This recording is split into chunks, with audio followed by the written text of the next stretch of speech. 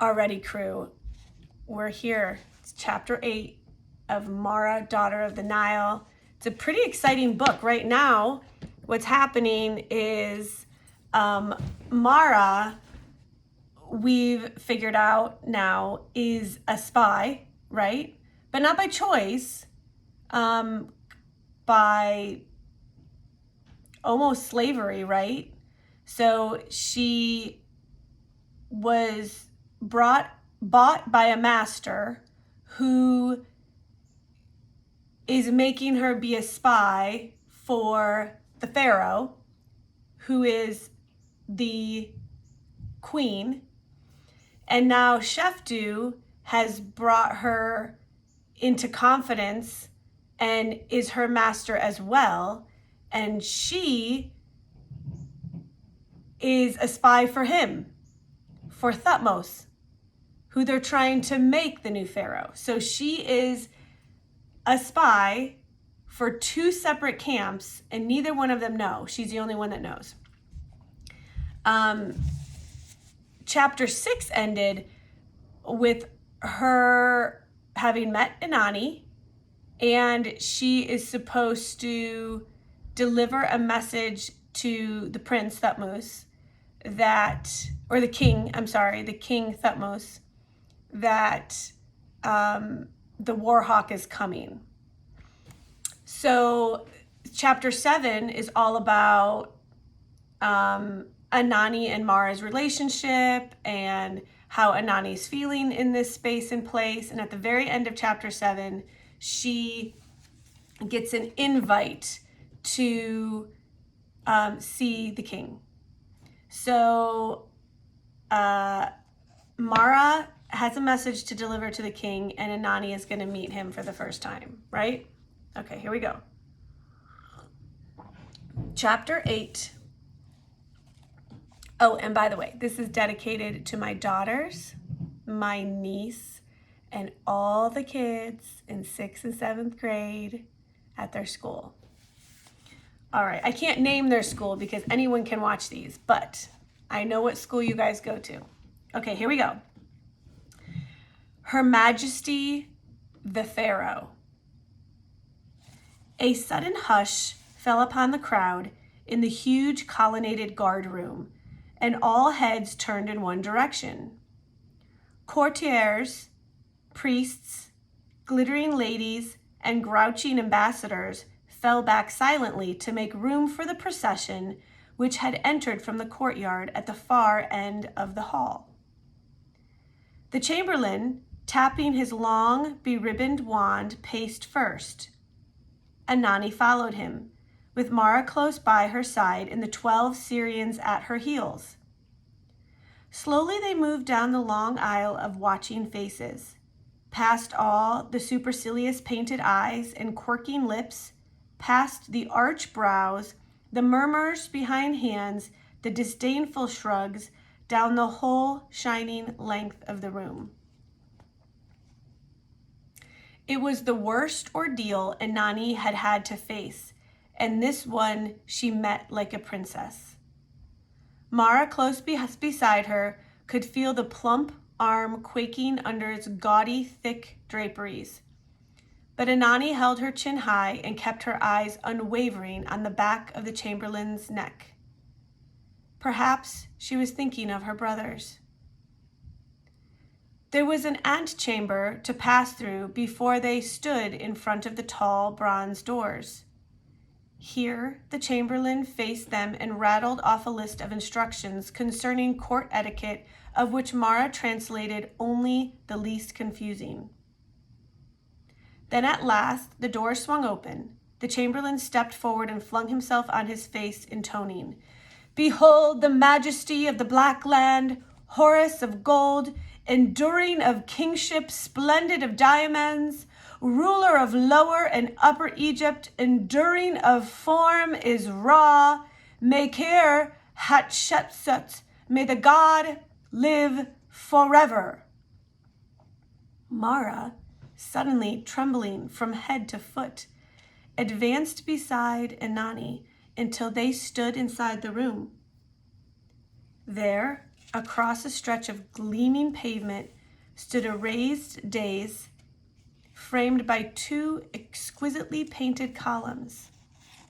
Upon the dais rested a great throne fashioned entirely of shimmering electrum. And on the throne sat a woman so coldly beautiful that it took away the breath to gaze on her. She sat stiffly, her glittering dark eyes fixed, her hands holding emblems shining with gold and enamel. Fluted linen, fine as a cobweb, enveloped her like mist. She was weighted with jewels. Upon her flawlessly modeled chin was tied the narrow, ceremonial beard denoting kingship. And upon her head rested the heavy red and white double crown of the two kingdoms, with the golden cobra curving out over her brow. So she's sitting on a glittering throne. She's so beautiful, you're transfixed to even to look at her. She, on her chin, was a ceremonial beard expressing that she is the king. And she had a red and white double crown of two kingdoms, and it has the cobra on the front, like the Pharaoh. Like you see in, movies about the Pharaoh, or when you're studying Egypt, she had that crown on her head. Woman or not? All right, we're going to start to read again. Woman or not, there sat the awesome majesty of Egypt, the sun god incarnate. The entire procession fell to its knees. 14 heads, Mara's among them, touched the cold tiles of the floor. Lift up your head, Princess of Syria, said Hatshepsut. You may approach my majesty. Her voice was high and metallic. Mara felt the glittering eyes upon her even before she raised her own, with an effort to meet them. Pharaoh had not relaxed her godlike rigidity, but she had turned her head, and her scrutiny was so thorough, so impersonal, that it made Mara feel like a bird on a spit. You may speak, interpreter, added the queen impatiently. Mara tried and failed. In a panic, she swallowed, tried again, and this time managed to inform Anani that she was to rise and walk forward. What shall I say, Mara? Came the princess' frightened whisper as she reluctantly obeyed. Say it for me, please. May Hatshepsut the Glorious endure forever, stammered Mara. The Princess Anani presents her respects to your radiance. The queen permitted herself a coldly gracious smile. Then, to Mara's infinite relief, the probing eyes were withdrawn from her, and Hatshepsut turned her entire attention to Anani. There followed conventional questions as to her comfort, congratulations on the successful voyage, assurances that she need only speak to have anything she desired. Mara was breathing more easily now. The nervous sweat had dried on the palm of her hands, and she had regained the use of her tongue. As she translated the stilted phrases, she began to be aware of the other people in the room. They were standing all about the walls, motionless as shadows, and here and there the twinkle of gold as a head turned, or the flash of jewels from a lifted hand gave proof that they were people and not painted images. And you have your audience with His Highness, your bridegroom, inquired Hatshepsut. Scarcely waiting for Anani's almost inaudible reply, she spoke with a malicious smile to someone standing to her right and slightly behind her on the dais itself. What think you, Count Senmut? Is she not all we expected and even more? So that is Count Setmut, and Setmut is spelled Senmut. So Mara's thinking, so that is Count Setmut, thought Mara. Curiously and with awe, she studied the most powerful figure in Egypt. A spare, big-shouldered man wearing a twist of amulets about his throat. The queen seemed ageless, but Senmut's darkly handsome face mirrored all the struggle and scheming of her 18 years upon the throne. His smile, faint though it was, carved harsh furrows from his flaring nostrils to the corner of his mouth. His eyes were rapacious. He bent to murmur something to the queen, and she laughed. It will be a sight. A pity she will not enjoy it. Interpreter, inform the princess that she may expect to meet her bridegroom very soon. As Mara obeyed, Hatshepsut lifted a slim hand loaded with rings and beckoned lazily to someone who stood half hidden in the shadows beside the throne. Next instant, every word of Babylonian she knew fled from Mara's mind. It was Sheftu who stepped forward, with his leopard's grace, but a far, far different Sheftu from the man who had lounged beside her while the sails slapped and the sun sparkled on the river. This one wore royal linen as casually as the other had worn his simple shenty. His dark features were arrogant against a headcloth of woven gold. There was gold on his ankles, his arms, and his long, sinewy fingers, and a blaze of emeralds at his throat. Here was the great noble she had tried and failed to picture, a lord of creation, as remote from her as Pharaoh herself. Only the amulet on his left wrist was unchanged, and its curiously knotted flax threads and familiar beads gave her a feeling akin to homesickness, for he who wore it seemed a stranger. Then for just an instant, his eyes met hers, and a delicious warmth stole over her. I was wrong, she thought. This is the same who once held me in his arms, though he would not kiss me. The very same, by the beard of Ptah, whose grand rich life I hold in the palm of my gutter snipe's hand this minute. Send word to Thutmose today, Hatshepsut was murmuring, that he must receive the Syrian at once. You yourself, Lord Sheftu, arrange for the marriage as soon as may be, and we will have done with her. How stupid and vulgar she is in her tasteless wrappings. A fit consort from her surly half-brother, think you not? How I would like to see that meeting. He will grow red in the face and hurl vases and ornaments to the floor and pace up and down in his endless pacings as he always does. Hatshepsut smiled. Nevertheless, he will obey me as he always does. In her venom enraged. Let's start that again. If her venom enraged Sheftu, he gave no hint of it. His expression was as smoothly as controlled as his bow. No more than an inclination of the head was required for his exalted rank, and he bent not a hair lower. So what they're saying there is that everyone else who sees the queen had to bend all the way down and touch their head onto the pavement or the ground. But Lord Sheftu, he was so noble that he only had to bow his head. And he made sure that he did not bow his head one hair lower than he had to. This is Sheftu speaking. Pharaoh's name is glorious, he remarked amiably without specifying. Mara noticed. Whether it was Hatshepsut or Thutmose to whom he gave the title, all shall be as Pharaoh desires. So remember, Sheftu is serving the queen Pharaoh, but who does he really want in power?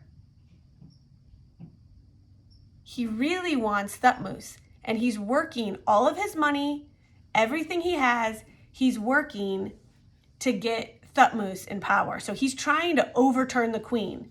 So Mara is watching all of this.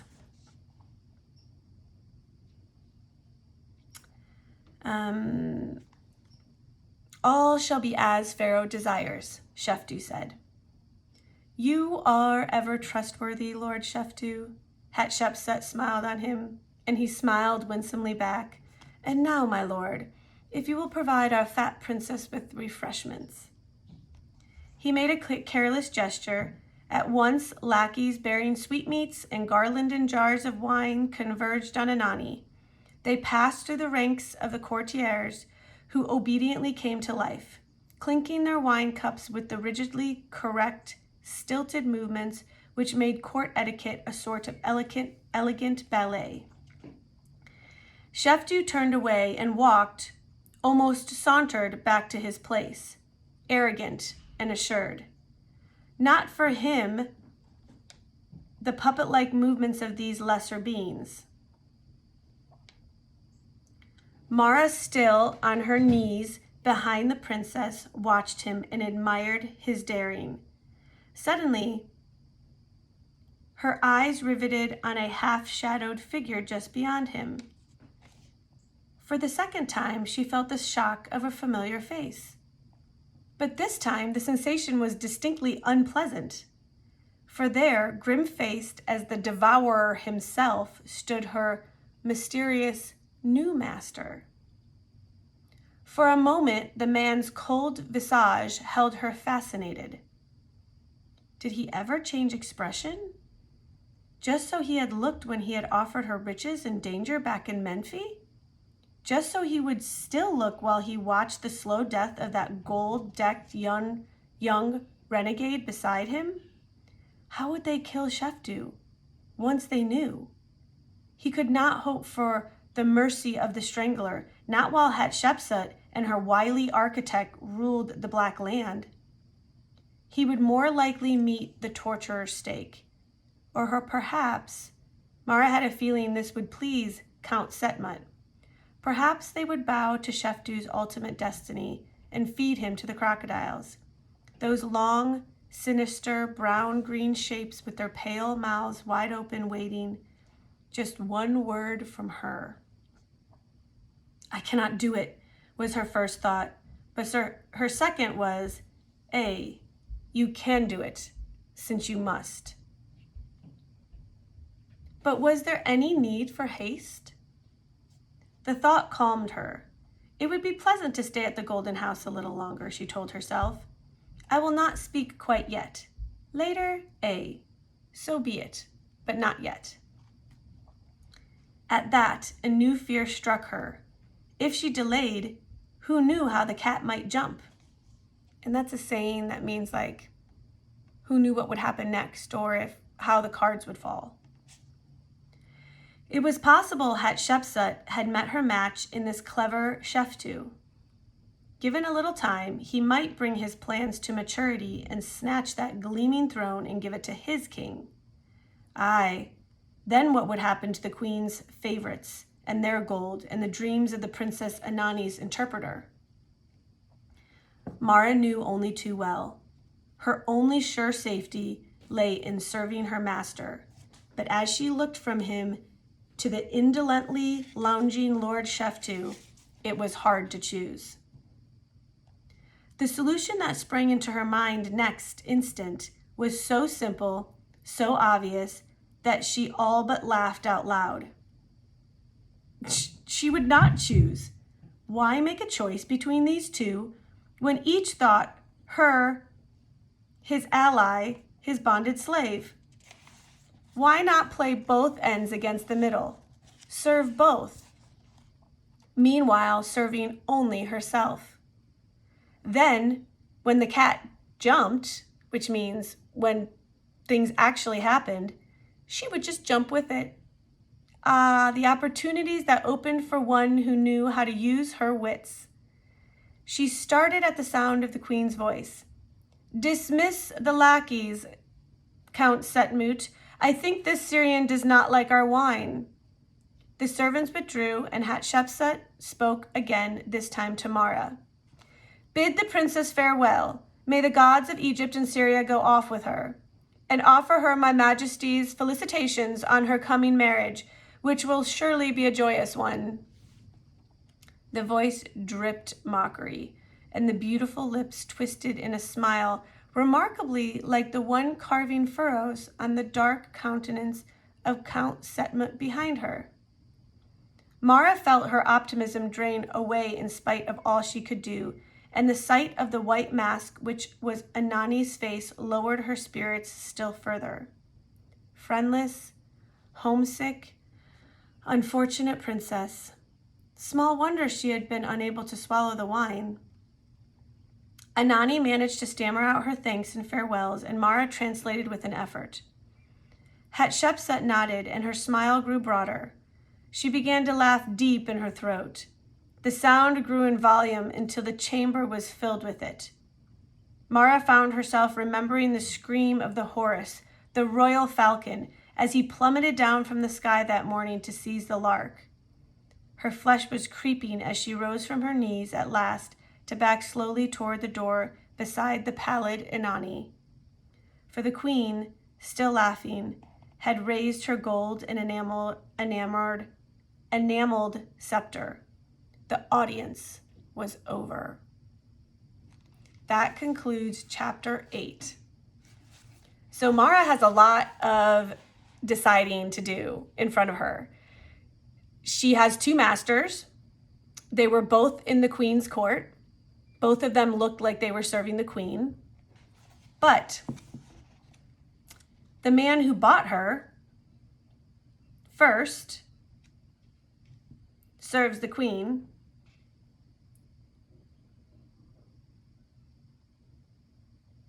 and Sheftu serves the king. So she's decided that instead of dying by betraying one or the other, she's going to serve them both and see how that turns out. All right, join me back here for chapter 9 next time. Have a good day.